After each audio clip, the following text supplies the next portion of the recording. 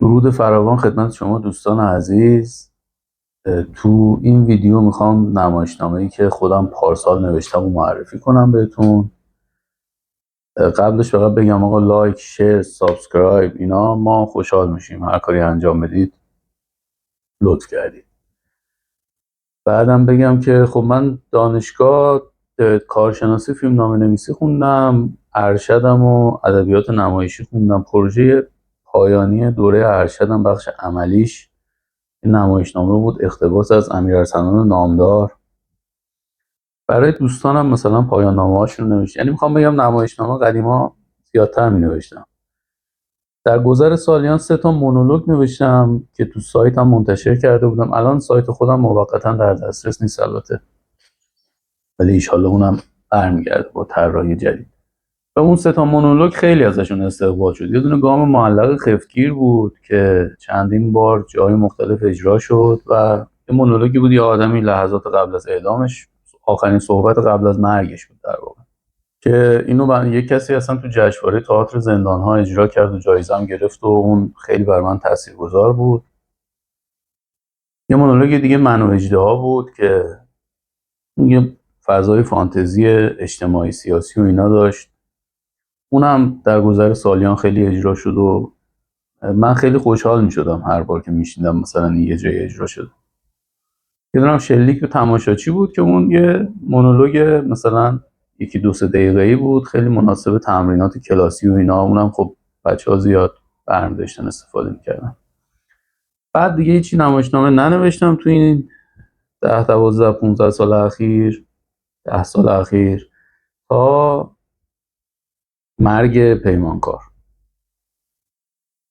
مرگ پیمانکار یه نمایشنامه به لحاظ اجرا ساده است، 3 تا کاراکتر داره و یک صحنه ثابت، مکانش هم ثابته، 3 تا کاراکتر داره و داستان پیمانکاریه که فاسده و حالا پروژهش تخریب شده. ایده اولیه، یعنی جرقه اولیه‌اش هم از فاجعه ساختمان متروپول تو آبادان اومد تو ذهنم.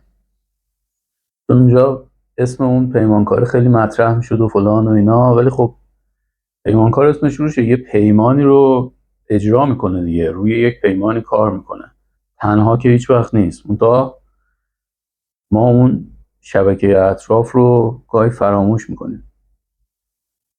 اون ماجرای متروپول هم خب خود پیمانکاره ناپدید شد، گفتن تو ساختمون بوده فلان اینا، حالا به هر دلیلی فوت شد. برادرش هم مثلا همین اتفاق براش افتاد دیگه، ادامه پیدا نکرد که بفهمیم دقیقاً ماجرا چی بوده.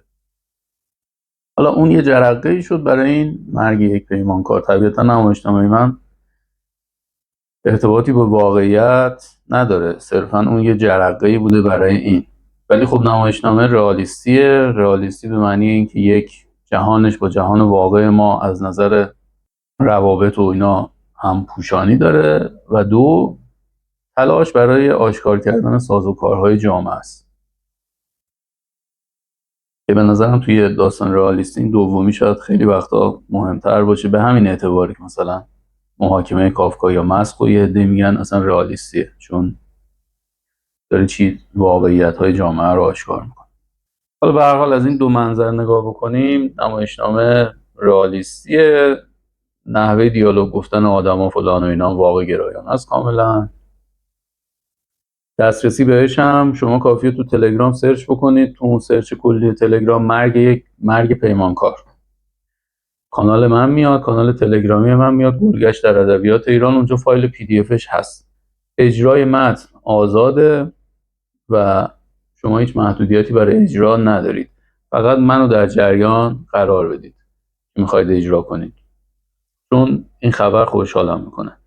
طبیعتا اگه بخواید سالونی جایی جشنواره‌ای هم اجرا برید، خب اون جشنواره ازتون میخواد که یه اجازه نامه از من بگیرید، اونم یه ایمیل، یه پیام چیزی به من بدید، اونم براتون انجام میدم، مشکلی نیست. امیدوارم نمایشنامه رو بخونید و اجرا کنید. به نظر خودم برای تمرینات کلاسی به خصوص خیلی مناسبه، چون متن کوتاهی هم هست، تک پرده‌ای محسوب میشه. ممنون و خدا نگهدار.